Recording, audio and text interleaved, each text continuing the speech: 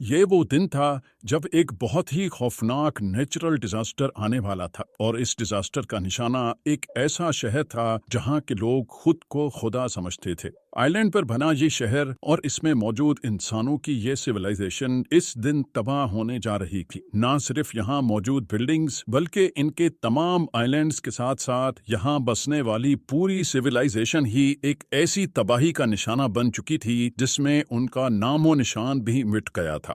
11,000 سال پہلے اس پوری سویلائزیشن کو خطرناک سونامی نکل گیا تھا، اور وہ بھی صرف ایک ہی رات کے اندر۔ یہ کہانی ہے انسانوں کی ایسی سویلائزیشن کی جس کو آج ہم اٹلانٹس کے نام سے جانتے ہیں۔ اٹلانٹس کی یہ حیران کرنے والی اسٹوری اینشینٹ گریس کے ایک فلاسفر نے آج سے 2,000 سال پہلے لکھی تھی، اور اس فلاسفر کا نام پلیٹو ہوا کرتا تھا۔ پلیٹو نے اٹلانٹس کے بارے میں لکھا تھا کہ یہاں کے لوگ خود کو خدا مانا کرتے تھے، ان کے پاس ایکسٹرا آرڈنری پاورز ہوا کرتی تھی، اور یہ لوگ جن آئی لینڈز پر رہتے تھے وہاں سونا اور چاندی بھاری مقدار میں پایا جاتا تھا۔ پلیٹو نے اپنی بک میں یہ بھی لکھا تھا کہ اٹلانٹس کے لوگ کافی عیاش پسند بھی تھے اور اپنی پاورز کا غلط استعمال بھی کرتے تھے۔ اسی وجہ سے ان پر ایک ایسا قدرتی عذاب آیا جس میں اس دنیا سے ان کا نام و نشان ہی مٹ گیا تھا۔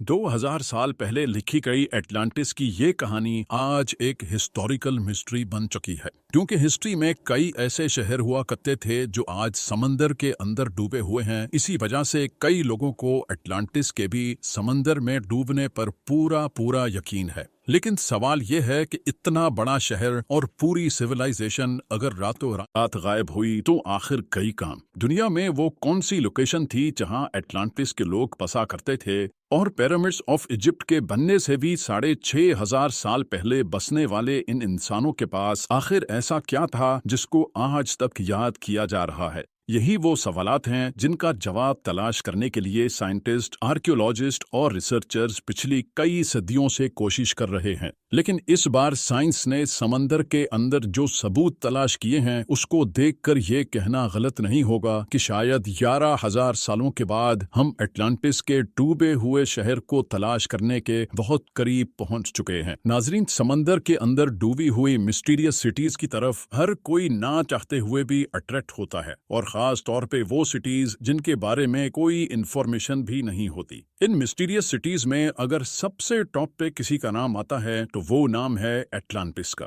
اٹلانٹس کو سمندر میں تلاش کرنے کے لیے ایکسپرٹس کئی اٹیمپٹس کر چکے ہیں۔ ان میں سے ایک اٹیمپٹ جاپان کے ایک ریموٹ آئی لینڈ کے قریب کیا گیا تھا جو یوناکونی کے نام سے جانا جاتا ہے۔ یہاں موجود سمندر کا پانی نہ صرف خوفناک ہے بلکہ اس جگہ سے اکثر ٹائفونز بھی نکلتے ہیں۔ ساتھ ساتھ یہاں پانی کے اندر ہیمر ہیڈ شارکس کے ٹولے بھی منڈلاتے دیکھے گئے ہیں، کیونکہ سمندر کے اس خطرناک حصے میں ڈائیونگ کرنا ڈیپ سی ڈائیورز کے لیے ایک بہت بڑا چیلنج ہوتا ہے۔ اسی وجہ سے کافی عرصے تک یہ جگہ ایکسپرٹس کی نظروں سے چھپی ہوئی تھی۔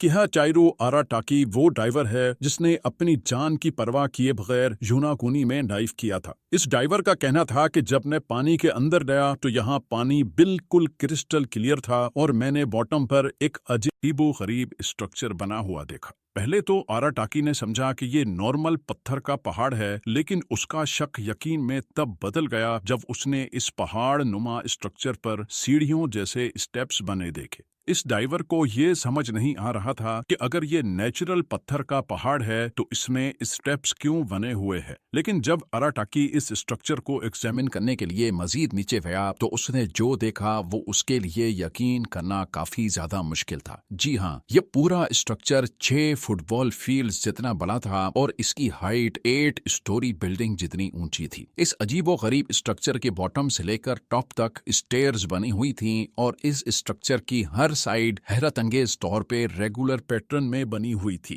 یہ سب دیکھنے کے بعد ایک بات تو طے تھی کہ ڈیپ سمندر میں بنا یہ مسٹیریس اسٹرکچر نیچرل طور پہ نہیں بلکہ اس کو انسانوں نے ہی بنایا ہے۔ لیکن یہ اصل میں چیز کیا ہے؟ جب ایکسپرٹس کو اس مسٹیریس اسٹرکچر کے بارے میں معلوم پڑا تو ان کا ماننا تھا کہ صرف ڈائیونگ کے ذریعے ہم اس اسٹرکچر کے بارے میں مزید جانکاری حاصل نہیں کر سکتے، لہٰذا اب وقت تھا ٹیکنالوجی استعمال کرنے کا۔ ایکسپرٹس نے فیصلہ کیا کہ ماڈرن سونار ٹیکنالوجی کو استعمال کر کے یوناکونی آئی لینڈ کے آس پاس سمندر کو اسکین کیا جائے گا۔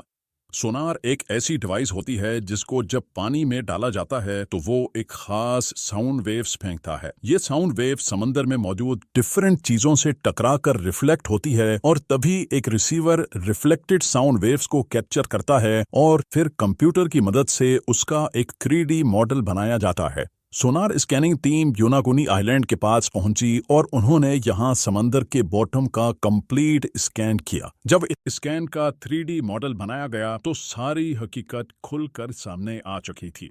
हजारों सालों के बाद इस मिस्टीरियस स्ट्रक्चर का लेआउट पहली बार इस 3D मॉडल में देखा जा रहा था और जो कुछ देखा जा रहा था उस पर यकीन करना काफी ज्यादा मुश्किल था। ये एक बहुत ही आलीशान, इंतहाई खूबसूरत और शानदार महल नुमा स्ट्रक्चर था। इस अमेजिंग डिस्कवरी ने पूरी दुनिया के आर्कियोलॉजिस्ट, जियोलॉजिस्ट और साइंटिस्ट को हैरान कर दिया था। हर कोई इस स्ट्रक्चर को देखने के लिए योनागुनी आइलैंड पहुंचने में लगा था, जिनमें एक marine geologist professor Masaki Kimura भी थे। प्रोफेसर किमुरा ने जब इस स्ट्रक्चर को देखा तो उनका मानना था कि इसमें कोई शक नहीं है कि ये इंसानों का बनाया हुआ स्ट्रक्चर है, क्योंकि इसमें कुछ ऐसे फीचर्स भी थे जिससे ये साबित हो रहा था कि हजारों साल पहले जब ये स्ट्रक्चर पानी से बाहर हुआ करता था तो ये किसी अननोन सिविलाइजेशन के इस्तेमाल में था। इस स्ट्रक्चर में अंदर जाने का एक टनल भी बना हुआ था जो शायद इसकी मेन एंट्रेंस थी। इस एंट्रेंस और स्टेयर्स तक जाने का प्रॉपर रास्ता बना हुआ था। ये स्टेयर्स बाकायदा स्ट्रक्चर के टॉप तक जा रही थीं और इसके टॉप पर बिल्कुल फ्लैट टेरेसेस बने हुए थे।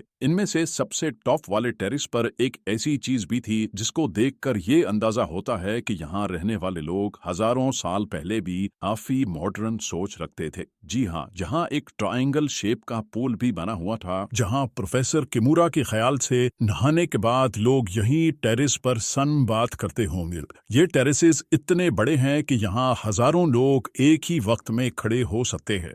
योनागुनी आइलैंड के पास समंदर में पड़ा ये स्ट्रक्चर, जिसमें एंट्रेंस भी थी, पाथवे और स्टेयर्स भी बनी थीं और टेरेसेस के साथ साथ एक पूल भी बना हुआ था। ये सारी चीजें प्रोफेसर किमुरा को यही इशारा दे रही थी कि ये स्ट्रक्चर किसी दौर में यहाँ रहने वाली सिविलाइजेशन का कैसल हुआ करता था। लेकिन अपनी इस थ्योरी को प्रूव करने के लिए कुछ सबूत भी चाहिए थे जिससे ये साबित हो कि वाकई यहाँ इंसान किसी दौर में बसते थे। इसके लिए एक बार फिर से इस अंडर वाटर स्ट्रक्चर का मुआयना किया गया और कुछ सैंपल्स भी कलेक्ट किए गए। इन सैंपल्स में ज्यादा तो कुछ नहीं मिला, लेकिन एक चीज ऐसी थी जो वाकई काफी अजीब दिख रही थी। यहाँ से मिलने वाले एक पत्थर पर एक क्रॉस नुमा सिंबल तराशा हुआ था और इसी पत्थर पर 2 सुराख भी बने हुए थे। प्रोफेसर किमुरा का मानना है कि शायद लोग इसको उंगलियों से पकड़ते होंगे और शायद इसका उस दौर में कोई खास मकसद होगा।